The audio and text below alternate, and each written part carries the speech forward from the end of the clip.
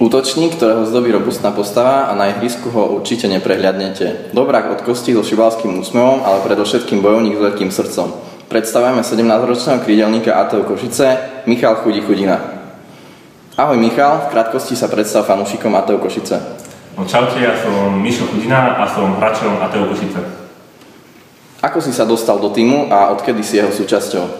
Tak do týmu som sa dostal vďaka môjmu kamarátovi Dodovi Hlasovi, ktorý to začal hrať ešte o rok skôr ako ja. Týmto ťa pozdravujem, Dodo, čau. A florbal hrajem už 8 rok. Super. Fyzickú kondíciu si usilovne zbieral na letnej príprave. Čerpáš sily ešte z leta, alebo sa pripravuješ aj individuálne? Tak bohužiaľ už nečerpám sily z leta, ale tak snažím sa občas chodiť behávať, aj keď to teraz v týchto dňoch je trošku ťažšie, lebo je také počasie, aké je, ale tak snažím sa. Po odchode Laca Gala a Aďa Saba sa tvoja pozícia v týme výrazne posilnila a nastupuješ pravidelne. Ako sa vyrovnávaš s novou situáciou? Tak prvé zápasy boli ťažšie, musel som sa dostať nejakého tempa, no postupom cítim, že to je od zápasu k zápasu lepšie a lepšie. A aj golíky začali padať, takže dostávam sa do toho celkom a som spokojný. Od začiatku sezóny funguje krídelná spolupráca Pelegrin Chudina. Aké pocity prevládajú? Tak, dobré. Zohrali sme sa trošku, sme takéto kombo dobré a makáme spolu. Golíky padajú, takže ide nám to, šlape.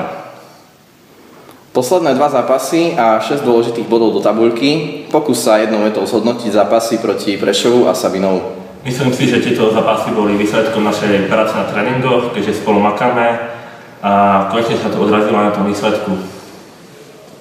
Cez víkend hráme vonku proti doposiaľ nezdolanej Žiline a Tvrdošínu. Koľko bodov ATU prinesie domov?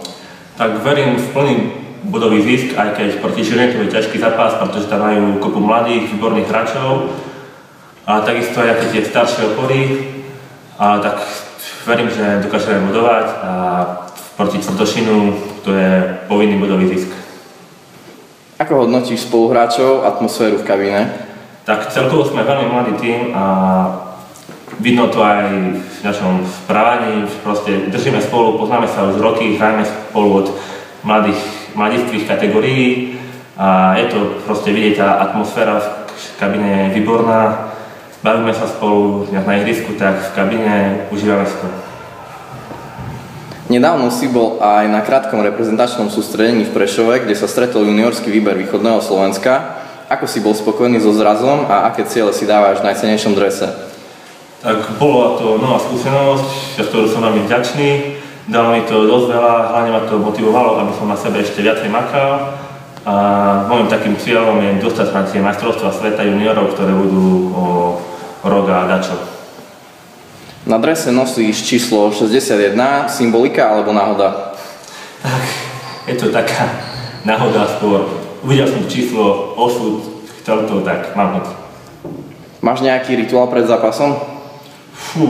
Tak, dobre sa najem a to je asi tak všetko. V kabíne ťa prirovnávajú k Dustinovi Byfuglienový, ktorý hraje v NHL za Winnipeg Jets. Páči sa ti jeho herný prejav? Tak určite. Aké sú tvoje osobné ciele v aktuálnej extraligovej sezóne? Tak, dostávať sa pravidelne na to ihrisko, odmakať tam svoje, aby ma tam tréner postavil znovu a takisto hrať za jeden tým, nie individuálne a proste makať. Ďakujeme za rozhovor a želáme pevné zdravie a čo najviac víťazných zápasov v drese ATO Košice. Ďakujem, pozdravím fanúšikov a vesmír je hesta.